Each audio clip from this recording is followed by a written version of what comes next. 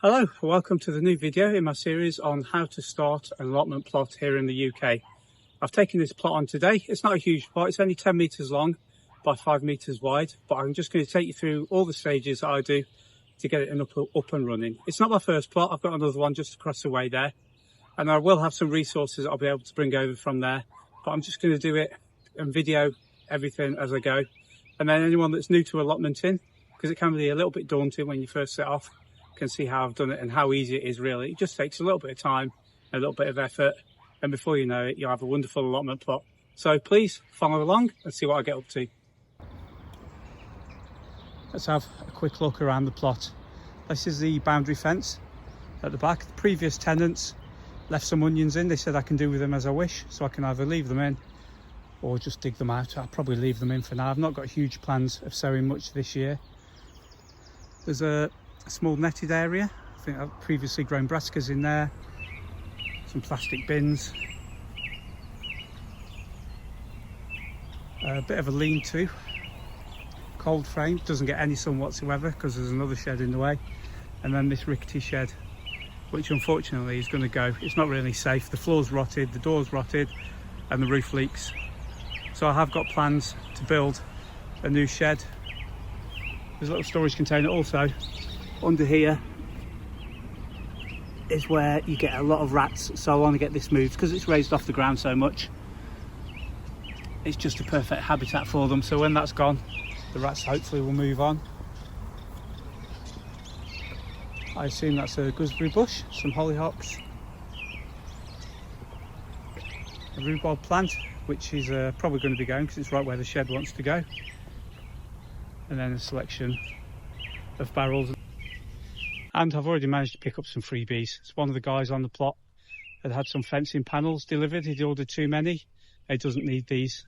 So these are 2.7 metres, the larger two, and 2.4 metres, the smaller two. So I'm going to use those to create a shed base. I'm just going to level them off. I'm going to fill inside with gravel, and I'm going to build the shed on top of that.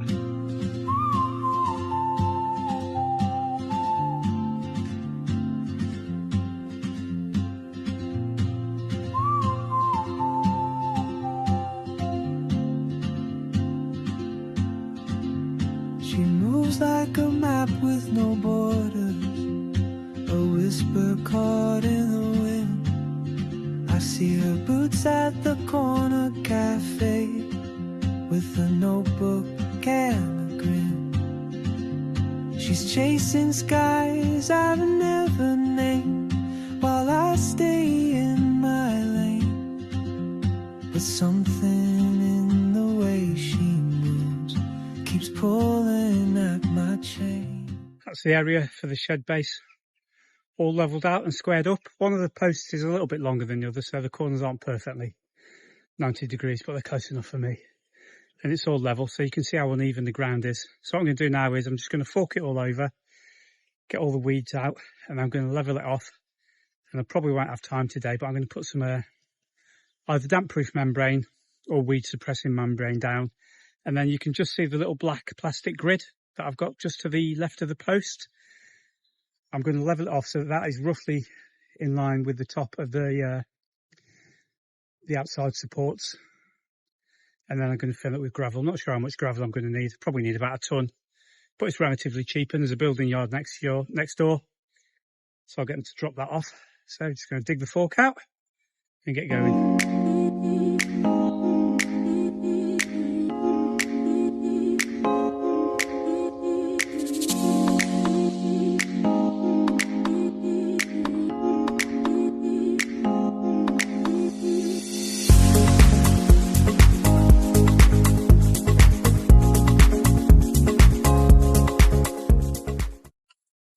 Hello, welcome back. It's Sunday the 27th of March, which is approximately 7 weeks before the last frost date in my area. So today I'm going to get my sweet pepper seeds sown. A lot of people have already sown theirs, but I just run out of space, so I'll leave it till the last minute, till I know that within the 7 weeks there should be reasonable sized plants that can go straight into the polytunnel or the greenhouse. So I'll just show you the varieties that I've got. I'm going to get those planted. I've also got some zinnia which need potting on, and then I'm going to continue work On the new plot, I'm just going to see if I can manage to dig over the rest of the area for the shed base.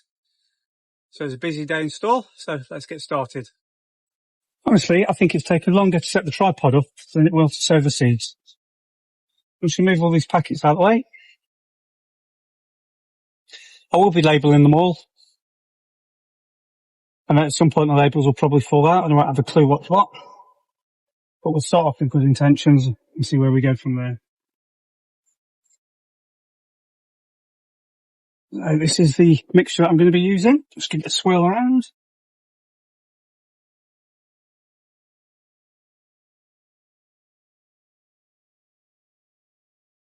Pour in.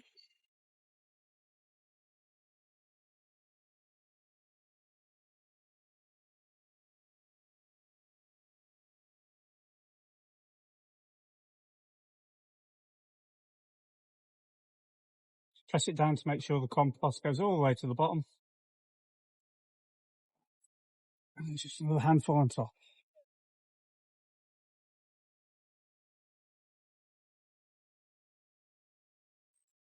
That's all the seeds labelled up. What we're going to do now is just go through and put one seed in each tray. And I always use potting compost mixed with perlite. It just makes it... Hello? I'm here. So they're all labelled up and ready to go. I've used seed compost and I've sieved it with a 6mm or 1/4 inch sieve, and that just makes it a lot easier. If you've got 2 seedlings in each cell, then as they grow, the roots will get tangled together. So if you use seed compost, because it's fine, it's a lot easier to separate the seeds, so you save yourself a lot of trouble in the long run. You can just use normal compost for larger seeds, things like melons and courgettes, bigger seeds. They don't mind it, but for the smaller things, I like to use a sieved seed compost mixed with a bit of perlite and vermiculite, just to aid drainage and also help with water retention. So I'm not going to bore you anymore. Just going to get these seeds sown, and then we'll see what else we can find to do. That's that small seed tray filled up. I've put 2 seeds in most of the cells, but some of them with the save seed. I'm not 100% sure what the germination will be like, so I've put 3 into each of those. So I'm just going to cover them over with a little bit of vermiculite, which is, I use vermiculite because it holds the water and it's also easier for the young seedlings to push through. So I'll get that covered over, pop it in the water bath, and then I'm going to pot on my zinnias.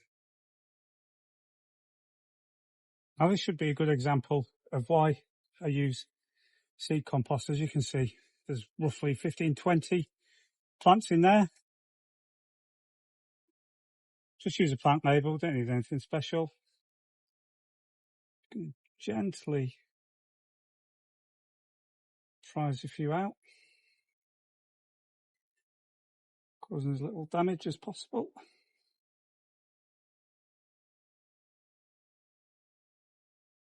But as you can see there, the roots are all tangled together, but because it's seed compost, just give it a quick shake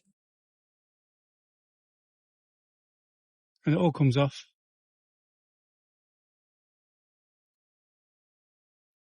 So, pop a hole in here.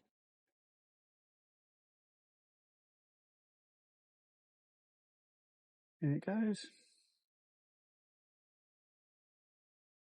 Trim it in and put a little bit more compost around the top.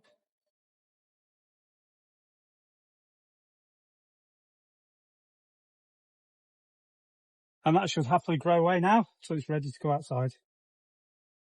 I'll just get the rest of them done. Won't take more than 5 minutes. Beautiful roots on them though.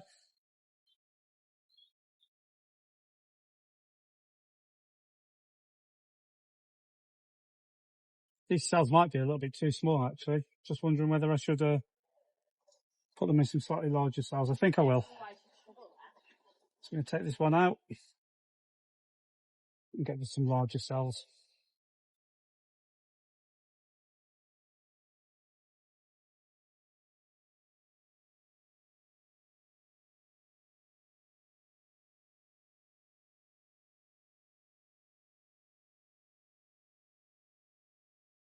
Put it back on the shelf for another job.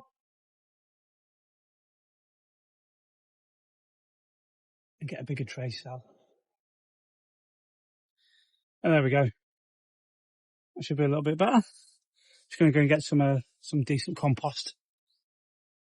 That's the zinnia seedlings planted on. There's still 7 spaces left, but I've got some more at home. So when I take them home tonight to put them back into the little grow room, I shall pop a few more in just to fill the tray up. So I'm just going to finish my lunch and I'm going to get on with a bit of digging. I was just finishing my lunch and I've noticed that the leaves are starting to show on the grapevine. So that means that spring is definitely on its way. Yeah, it won't be long now. Right, let's go do some digging. Halfway across, I was hoping to get it finished today, but I've just got no energy left after moving those slabs and digging all day yesterday. It's taking out of me. And there's no rush. The allotment's going to be here for a while, so I can just take my time and do it properly. I'd rather spend an extra half a day doing it right than rushing, doing it wrong, and then having to repair it later. So I'm just going to pack all my tools away and head off home.